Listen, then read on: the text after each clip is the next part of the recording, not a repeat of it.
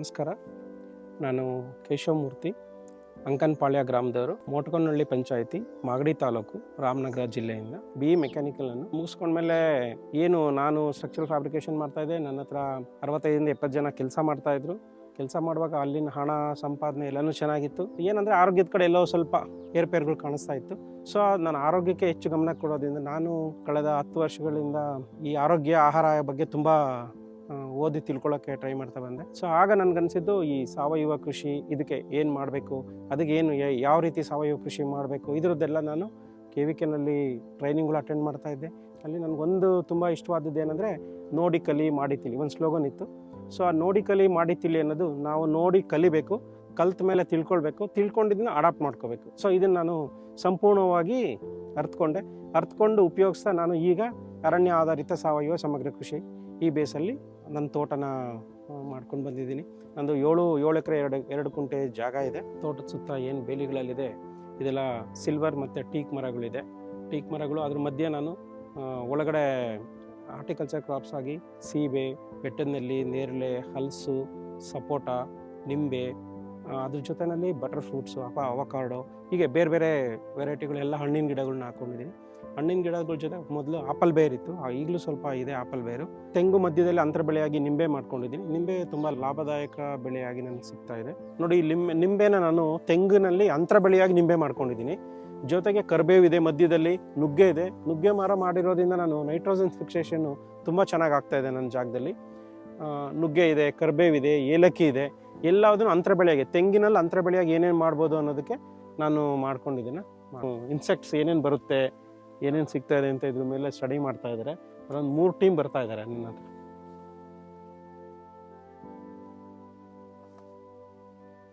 Tata ಇನ್ಸ್ಟಿಟ್ಯೂಟಿಂದ PhD ಮಾಡೋರು ಬಂದು ಇದ್ರ ಮೇಲೆ ಸ್ಟಡಿ ಮಾಡ್ತಾ ಇದ್ದಾರೆ. ಜೊತೆಗೆ ನಾನು ಸಾವಯವ ಕೃಷಿ ಮಾಡೋದ್ರಿಂದ ಏನು ಸ್ವಲ್ಪ ಈಲ್ಡ್ ಕಡಿಮೆ ಈ ಥರ ಎಲ್ಲ ರೈತರೆಲ್ಲ ಕೇಳ್ಪಟ್ಟಿದ್ದೆ. ಸೊ ಅದಕ್ಕೆ ತಕ್ಕಂತೆ ನಾನು ಜೇನು ಸಾಕಾಣಿಕೆ ಮಾಡಿದ್ದೀನಿ. ಜೇನು ಪರಾಗಸ್ಪರ್ಶ ಏನು ನಡೀತಾ ಇದೆ, ಆಲ್ಮೋಸ್ಟ್ ಅದು 20% ಈಲ್ಡ್ನ ಇನ್ಕ್ರೀಸ್ ಮಾಡಿಕೊಡ್ತಾ ಇದೆ ನನಗೆ. ಜೊತೆಗೆ ಜೇನಿಂದಲೂ ಕೂಡ ಲಾಭದಾಯಕವಾದ ಹಣನೂ ದೊರಕ್ತಾ ಇದೆ. ಹಾಗೆ ನಿಂಬೆ ಏನಿದೆ ನನ್ನ ತೋಟದಲ್ಲಿ, ಅದು ಪ್ರತಿ ವಾರ ನನಗೆ 80ರಿಂದ 100 kgವರೆಗೂ ನಿಂಬೆ ಸಿಗ್ತಾ ಇದೆ. ಸೊ 80 kg ನಿಂಬೆ ಅಂದರೆ, ನಿಂಬೆ ನನಗೆ ಅಲ್ಲಿ 50 ರೂಪಾಯಿ kg ಅಂದ್ರೂ ನನಗೆ 4,000 ರೂಪಾಯಿ ಅಂದ್ರೂ 15,000 ರೂಪಾಯಿ. ಏನು ನಾನೀಗ ನನ್ನ ತೋಟ ನೋಡ್ಕೊಳ್ಳಿಕ್ಕೆ, ಮೇಂಟೈನ್ ಮಾಡಲಿಕ್ಕೆ ಅಂತ ಒಂದು ಫ್ಯಾಮಿಲಿ ಇಟ್ಕೊಂಡಿದ್ದೀನಿ. ಸೊ ಅವ್ರಿಗೆ ಅದು ಆ ಒಂದು ಬೆಳೆನಲ್ಲೇ ಅವ್ರಿಗೆ ನಾನು ಸಂಬಳ ಕೊಡೋಷ್ಟು ಒಂದು ಲಾಭದಾಯಕವಾದ ಬೆಳೆ ಆಗಿದೆ ನಿಂಬೆ ಕೂಡ. ಇದು ಸರ್ವ ಋತು ನಿಂಬೆ ನೋಡಿ, ಸೈಜು ಒಳ್ಳೆ ಸೈಜಲ್ಲಿರುತ್ತೆ ನೋಡಿ. ಆ್ಯಕ್ಚುಲಿ ನಾವು ನಿಂಬೆ ಯಾವುದೂ ಕೀಳಲ್ಲ, ಎಲ್ಲ ಬಿದ್ದಿರೋದನ್ನೇ ಕಲೆಕ್ಟ್ ಮಾಡಿ ಸಂಜೆಗೆ ಕಳಿಸ್ತೀನಿ ಮಾರ್ಕೆಟ್ಗೆ. ಘಮ ವಾಸನೆ ಇರುತ್ತೆ. ಸೈಜ್ ಕೂಡ ತುಂಬ ಚೆನ್ನಾಗಿರುತ್ತೆ. KGಗೆ 15 ಪೀಸಲ್ಲೇ 1 kg ಬಂದ್ಬಿಡುತ್ತೆ. ಇದು ಸ್ಕಿನ್ನು ತುಂಬ ತೆಳುವಾಗಿರುತ್ತೆ, ತುಂಬ ಜ್ಯೂಸಿಯಾಗಿರುತ್ತೆ, ಘಮ ವಾಸನೆ ಇರುತ್ತೆ. ಆಮೇಲೆ ಇದು ಸರ್ವ ಋತು ನಿಂಬೆ. ಆಲ್ಮೋಸ್ಟ್ 12 ತಿಂಗಳಲ್ಲಿ 11 ತಿಂಗಳು ಕೂಡ ನಿಂಬೆ ಸಿಗುತ್ತೆ. ನವಂಬರ್ ಡಿಸೆಂಬರ್ ಮಧ್ಯದಲ್ಲಿ 1 ತಿಂಗಳು ಬಿಟ್ಟರೆ ವರ್ಷದ ಎಲ್ಲ ದಿನಗಳಲ್ಲೂ ನನ್ನ ತೋಟದಲ್ಲಿ ನಿಂಬೆ ಸಿಗ್ತಾಯಿದೆ. ಹಾರ್ಟಿಕಲ್ಚರ್ ಕ್ರಾಪ್ಸ್ ಏನು ನಾನು ಮಾಡ್ತಾಯಿದ್ದೀನಿ, ಸೀಬೆ ಇದೆ, ಸಪೋಟ ಇದೆ, ಇವೆಲ್ಲ 6 ತಿಂಗಳು ಸಿಗುವಂಥ ಒಂದು ಬೆಳೆಗಳಾಗಿರೋದ್ರಿಂದ ಅದರಿಂದಲೂ ಕೂಡ ಒಳ್ಳೆ ಲಾಭ ಬರ್ತಾ ಇದೆ. ಜೊತೆಗೆ ನನಗೆ ಪ್ರತಿ ಅಲ್ಪಾವಧಿ, ಮಧ್ಯಮಾವಧಿ, ದೀರ್ಘಾವಧಿ ಈ ಥರ 3 ಹಂತದ ಬೆಳೆಗಳನ್ನ ನಾನು ಮಾಡ್ಕೊತಾ ಹೋಗಿದ್ದೀನಿ. ಅಲ್ಪಾವಧಿ ಬೆಳೆಗಳಾದ ಈಗ ಏನು ತರಕಾರಿ ಬೆಳೆಗಳನ್ನ ಮಧ್ಯೆ ಇಂಟರ್ ಕ್ರಾಪಿಂಗಲ್ಲಿ ಸೀಬೆ ಇದೆ, ಸೀಬೆ ಮಧ್ಯದಲ್ಲಿ ಅಥವಾ ಹಣ್ಣಿನ ಗಿಡಗಳು ಇದ್ರ ಮಧ್ಯದಲ್ಲಿ ತರಕಾರಿ ಬೆಳೆಗಳನ್ನ ಮಾಡಿಸ್ತಾ ಇದ್ದೀನಿ. ಇದು ಅಲ್ಪಾವಧಿ ಲಾಭ, ನನಗೆ 3 ತಿಂಗಳಲ್ಲಿ ಸಿಗುವಂಥ ಲಾಭ ಆಗ್ತಾಯಿದೆ. ಮಧ್ಯಮಾವಧಿ ಬೆಳೆಗಳಾಗಿ ನಿಂಬೆ, ಸಪೋಟ, ಇದು ಬರ್ತಾ ಇದೆ. ಸೊ ದೀರ್ಘಾವಧಿ ಬೆಳೆಗಳಾದ ನನ್ನ 100ರಿಂದ 150 ತೆಂಗಿದೆ ಮತ್ತು 100 ಮಾವು ಗಿಡಗಳಿದೆ.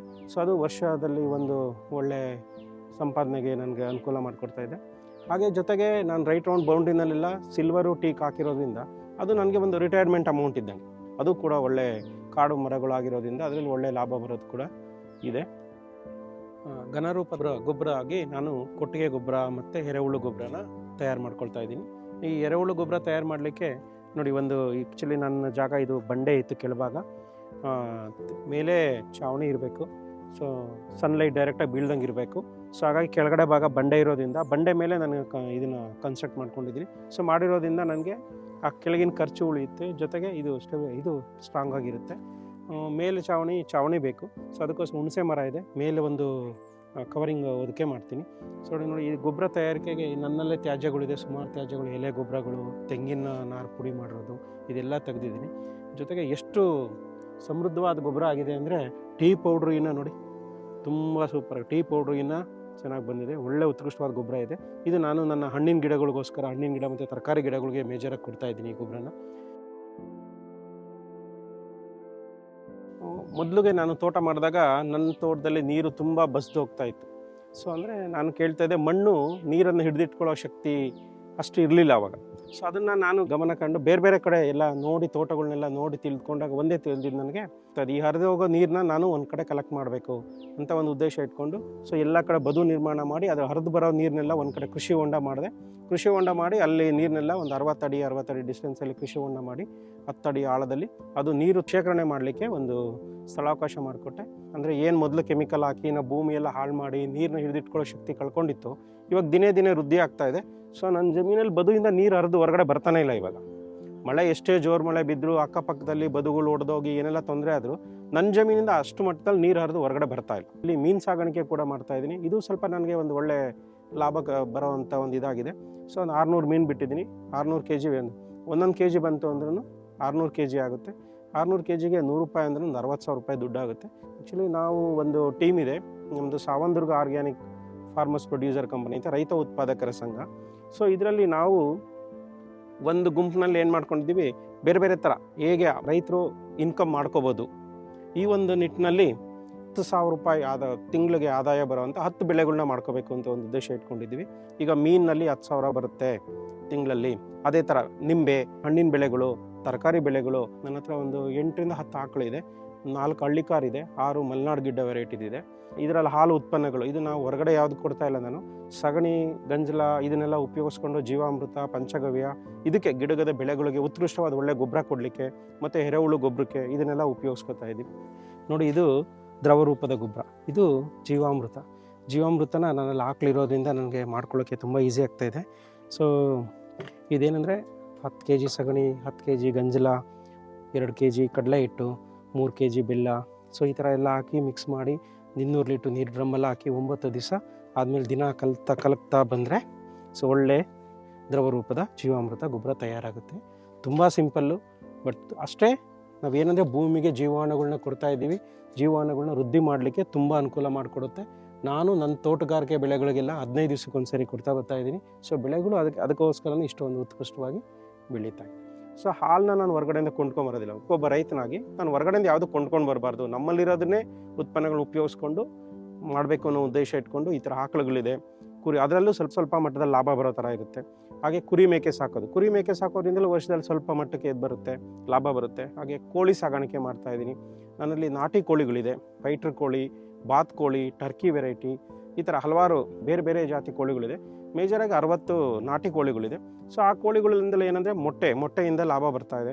ಆಮೇಲೆ ಪ್ರತಿ ತಿಂಗಳು ನಾನು 4 ಕೋಳಿಗಳನ್ನ ಕಾವೆ ಹಾಕ್ಸೋದು, ಅದರಿಂದ ಕಾವೆ ಹಾಕಿದ ಮೊಟ್ಟೆಗಳು ಮರಿ ಮಾಡಿಸಿದ್ರೆ ಒಂದು 40 ರಿಂದ 50 ಮರಿಗಳಾಗಿರುತ್ತೆ. ಆ ಮರಿಗಳು ಮತ್ತೆ ಪ್ರತಿ ತಿಂಗಳು ಅದು ಏನು 60 ಕೋಳಿಗಳಿದೆ ಅದು ಪ್ರತಿ ತಿಂಗಳು 60 ಜಾಯ್ನ್ ಆಗ್ತಾ ಇರಬೇಕು, ಮತ್ತು ಪ್ರತಿ ತಿಂಗಳು 60 ಸೇಲ್ ಆಗ್ತಾ ಇರಬೇಕು. ಸೊ 60 ಕೋಳಿ ಮಾರಿದಾಗ ನನಗೆ 60 ಕೋಳಿನಲ್ಲಿ 50 ಕೋಳಿ ಉಳ್ಕೊಂಡ್ರು ₹500 kg ಅಂದರು. ಅದು ಸುಮಾರು ಹಣ ನನಗೂ ಅಲ್ಲೂ ಒಂದು 20,000ವರೆಗೂ ಅಲ್ಲಿಂದ ಹಣ ಬರ್ತಾಯಿದೆ. ಹೀಗೆ ಒಂದೊಂದನ್ನು ಹೇಗೆ ಇನ್ಕಮ್ ಮಾಡ್ಕೋಬೋದು ಅನ್ನೋದಕ್ಕೆಲ್ಲ ರೈತ ಉತ್ಪಾದಕರ ಸಂಘದಿಂದ ಇದನ್ನು ಮಾಡ್ತಾಯಿದ್ವಿ. 3 ಜನ ಸೇರಿ ಸತ್ವ ಅಂದರೆ ಮಣ್ಣಿನ ಫಲವತ್ತತೆ ಹೆಚ್ಚಿಸಬೇಕು, ಇದಕ್ಕೆ ಒಂದು ಸತ್ವ ಅನ್ನೋ ಒಂದು ಒಳ್ಳೆ ಹೆಸರು ಬೇಕು ಅನ್ನೋ ನಿಟ್ಟಿನಲ್ಲಿ ಸತ್ವ ಆರ್ಗ್ಯಾನಿಕ್ ಗ್ರೂಪ್ ಅಂತ ಒಂದು ಸ್ಟಾರ್ಟ್ ಮಾಡಿದೆ. ಇಲ್ಲೇ ನಮ್ಮ ಪಕ್ಕದ ಮೋಟಗೊಂಡನಹಳ್ಳಿನಲ್ಲೇ ಸ್ಟಾರ್ಟ್ ಮಾಡಿ, ಒಬ್ಬರು ರಿಟೈರ್ಡ್ ಬ್ಯಾಂಕ್ ಮ್ಯಾನೇಜರ್ ನನ್ನ ಸ್ನೇಹಿತರು, ಇನ್ನೊಬ್ಬರು BSc AG ಅಗ್ರಿಕಲ್ಚರಿಸ್ಟು, ಸೊ ನಾನು BE ಮೆಕ್ಯಾನಿಕಲ್. ಸೊ ನಾವು 3 ಜನ ಸೇರಿಕೊಂಡು ನಾವು ಸ್ನೇಹಿತರಾಗಿರೋದ್ರಿಂದ ಫಸ್ಟ್ ನಾವೇ ಸ್ಟಾರ್ಟ್ ಮಾಡೋಣ ಅಂತ 10 ಜನ ರೈತರುಗಳನ್ನ ಸೇರಿಸ್ಕೊಂಡು, ಹಾಗೆ ಒಂದು 30 ಜನ ಗುಂಪು ಮಾಡಿ ಉದ್ದೇಶನೂ ಇಷ್ಟೇ, ನೀವು 10 ಗುಂಟೆ ಜಾಗ ನಿಮಗೋಸ್ಕರ, ನಿಮ್ಮ ಆರೋಗ್ಯಕ್ಕೋಸ್ಕರ, ನಿಮ್ಮ ಜಮೀನಿನಲ್ಲಿ ನಿಮ್ಮ ಆರೋಗ್ಯ ಬೆಳವಣಿಗೆಗೋಸ್ಕರ ಆರ್ಗ್ಯಾನಿಕ್ ಫಾರ್ಮಿಂಗ್ ಮಾಡಬೇಕು, ಸಾವಯವ ಕೃಷಿ ಮಾಡೋದು ಎಷ್ಟು ಒಳ್ಳೆಯದು, ಅದ್ರ ಮಹತ್ವ ಏನು, ಮಣ್ಣಿನ ಫಲವತ್ತತೆ ಏನು, ಮುಂದಿನ ಪೀಳಿಗೆಗೆ ನಾವು ಮಣ್ಣನ್ನು ಹೇಗೆ ಹಾಳು ಮಾಡ್ತಾ ಹೋಗ್ತಾ ಇದ್ದೀವಿ, ನೆಕ್ಸ್ಟ್ 10 ವರ್ಷಗಳಲ್ಲಿ ಏನಾಗ್ಬೋದು, ಇದನ್ನೆಲ್ಲ ಸ್ವಲ್ಪ ಅವ್ರಿಗೆ ತಿಳಿ ಹೇಳಿ ಅವ್ರನ್ನೆಲ್ಲ ಒಂದು ಗ್ರೂಪ್ ಮಾಡಿಕೊಂಡು ಸತ್ವ ಆರ್ಗ್ಯಾನಿಕ್ಸ್ ಅಂತ ಒಂದು ಗ್ರೂಪ್ ಮಾಡಿ ಸ್ಟಾರ್ಟ್ ಮಾಡಿದ್ರು.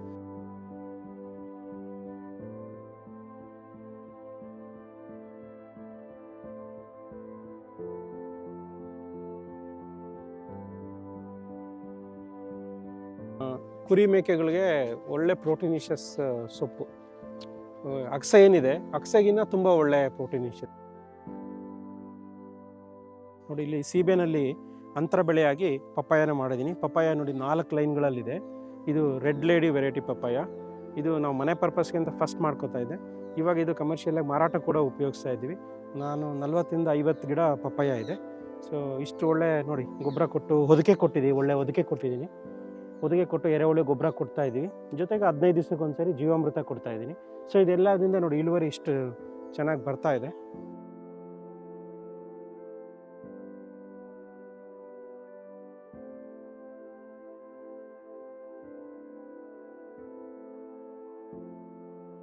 ಪ್ರಧಾನ ಮಂತ್ರಿಯವರ ಒಂದು 10,000 FPOs ಇದರಲ್ಲಿ ನಮ್ಮದು ಒಂದು ರಾಮನಗರ ಜಿಲ್ಲಾ ಮಟ್ಟದ್ದು. ಅದು Savandurga organic farmers producer company ಅಂತ. ಸೊ ಅದನ್ನು ನಮ್ಮ ಭಾಗದಲ್ಲೇ ಅಂದರೆ ನಮ್ಮ ಮಾಗಡಿ ಭಾಗದಲ್ಲೇ ಆಗಲಿ, ಸೊ ನಮ್ಮ ರೈತರಿಗೆ ಅನುಕೂಲ ಆಗಬೇಕು ಅನ್ನೋ ಒಂದು ಉದ್ದೇಶ ಇಟ್ಕೊಂಡು ನಮ್ಮ ಮೋಟ್ಕನಹಳ್ಳಿನಲ್ಲೇ ಒಂದು ಆಫೀಸ್ ಓಪನ್ ಮಾಡಿದ್ದೀವಿ. ಸೊ ಅಲ್ಲಿನ ಪ್ರತಿದಿನ ಈಗಾಗಲೇ ರೈತರು ನಾವು ಸ್ಟಾರ್ಟ್ ಮಾಡಿದಾಗ 100-150 kg ತರಕಾರಿಯಲ್ಲಿ ಬರ್ತಾಯಿತ್ತು. ಅದನ್ನು ತಗೊಂಡು ಬೇರೆ ಬೇರೆ ಕಡೆ ಅಪಾರ್ಟ್ಮೆಂಟ್ಗಳಲ್ಲಿ ಕೊಡೋದು. ಮತ್ತು ನಮ್ಮದೇ ಒಂದು ಶನಿವಾರ ಪ್ರತಿ ಒಂದು ಸ್ಕೂಲ್ ಕ್ಯಾಂಪಸ್ಸಲ್ಲಿ ಒಂದು 750-800 ಜನ ಪೇರೆಂಟ್ಸ್ ಬರ್ತಾಯಿದ್ರು. ಆ ಸ್ಕೂಲ್ ಕ್ಯಾಂಪಸ್ಸಲ್ಲಿ ಸಂತೆ ಅರೇಂಜ್ ಮಾಡೋದು. ಸೊ ಏನಂದರೆ ಸಮಾಜಕ್ಕೆ ವಿಷಮುಕ್ತ ಆಹಾರ ಕೊಡಬೇಕು. ಈ ಒಂದು ನಿಟ್ಟಿನಲ್ಲಿ ಒಂದು ರೀತಿ ಮಣ್ಣಿನ ಫಲವತ್ತತೆ ಹೆಚ್ಚಿಸ್ಕೊಡೋದು, ಇನ್ನೊಂದು ರೀತಿಯಲ್ಲಿ ನಾವು ವಿಷಮುಕ್ತ ಆಹಾರ ತಿನ್ನಬೇಕು. ಸೊ ನಾವು ತಿನ್ನೋದೇ ಅಲ್ಲ, ಬೇರೆ ಜನಗಳು ಸಮಾಜಕ್ಕೆ ಇದನ್ನು ಕೊಡಬೇಕು.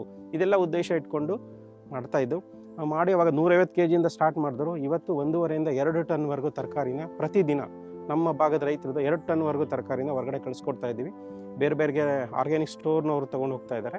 ಸೊ ನಾನೇನು ಮಾಡ್ತಾ ಇದ್ದೀನಿ, ಇದನ್ನು ಸುಮಾರು ನಾನು ಕಲ್ತಿದ್ದಿಲ್ಲ, ಇದನ್ನು ಪೂರ್ಣ ಬಂದು KVKನಲ್ಲಿ ಕೃಷಿ ವಿಜ್ಞಾನ ಕೇಂದ್ರ ಚಂದ್ರರಾಯನಹಳ್ಳಿ ಮಾಗಡಿ ಇಲ್ಲಿ ಕಲಿತೆ. ನಾನು ಕಲ್ತಿದ್ದನ್ನು ತಿಳಿದು ನಾನು ಅಡಾಪ್ಟ್ ಮಾಡಿಕೊಂಡು ನನ್ನ ಜೊತೆಗೆ ಈ 300 ಜನ ರೈತರ ನನ್ನ ಗುಂಪಲ್ಲಿರೋರ್ಗು ಮಾಡ್ತಾ ಇದ್ವಿ. ನೈಸರ್ಗಿಕ ಕೃಷಿ ಮಾಡಿದಾಗ ನೈಸರ್ಗಿಕ ಕೃಷಿನಲ್ಲಿ ಹೇಗೆ ನಾವು ಹೊರಗಡೆಯಿಂದ ಪರಿಕರಗಳನ್ನ ತರದಲ್ಲೇ ನಮ್ಮಲ್ಲೇ ಇರೋದನ್ನ ಉಪಯೋಗಿಸ್ಕೊಂಡು ಯಾವುದೂ ಇನ್ವೆಸ್ಟ್ಮೆಂಟ್ ಇಲ್ದಲ್ಲೇ ಹೇಗೆ ಮಾಡ್ಬೋದು ಅನ್ನೋದನ್ನು ನಮ್ಮ KVK ಸಪೋರ್ಟ್ ತುಂಬ ಚೆನ್ನಾಗಿದೆ ನಮಗೆ.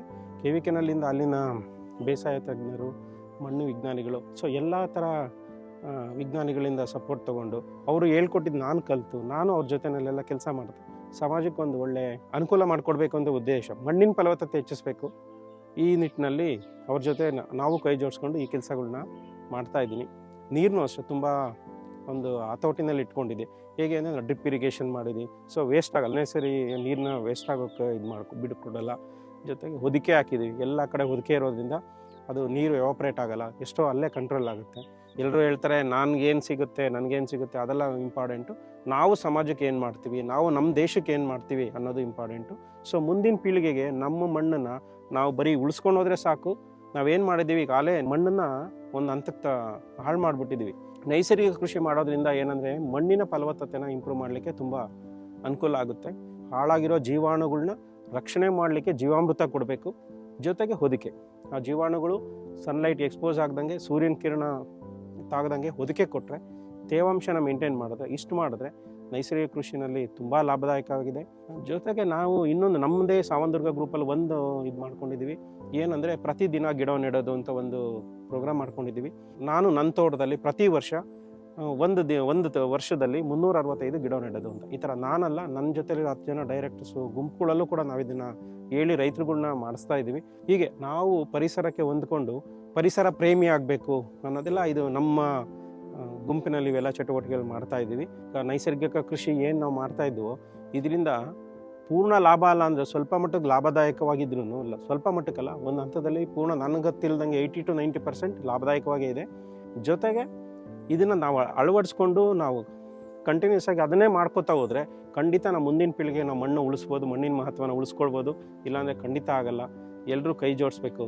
ಖಂಡಿತ ನಿಮ್ಮ ಲಾಭದ ಜೊತೆಗೆ ಭೂಮಿ ತಾಯಿನೂ ಕಾಪಾಡಬೇಕು ಅನ್ನೋದೇ ನನ್ನ ಕೊನೆಯದಾಗಿ ತಿಳಿಸ್ಕೊಡ್ತೀನಿ. Thank you very much.